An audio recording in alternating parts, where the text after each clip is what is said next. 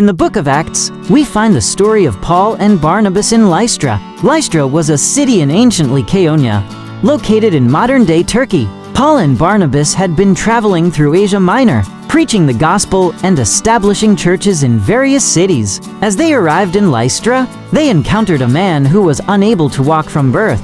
This man had never walked a day in his life, and he was crippled from birth.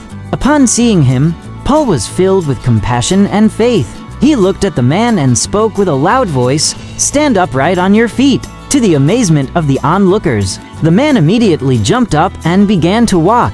The people in Lystra were astonished at this miracle and praised Paul and Barnabas. Believing them to be gods, they called Barnabas Zeus and Paul Hermes, as Paul was the chief speaker. However, Paul and Barnabas quickly corrected the people, telling them that they were mere men, not gods. They urged the people to turn away from their idols and worship the one true God, who created heaven and earth.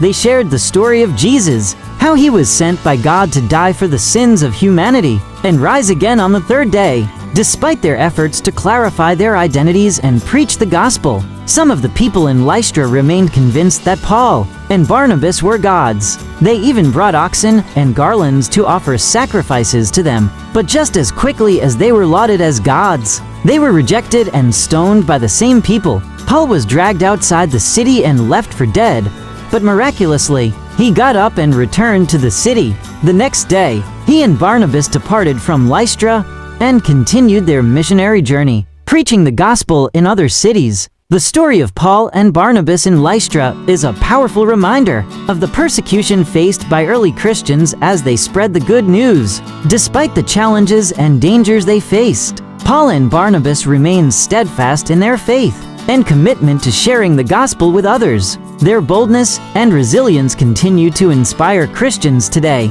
to share the message of salvation with those around them, regardless of the obstacles they may encounter.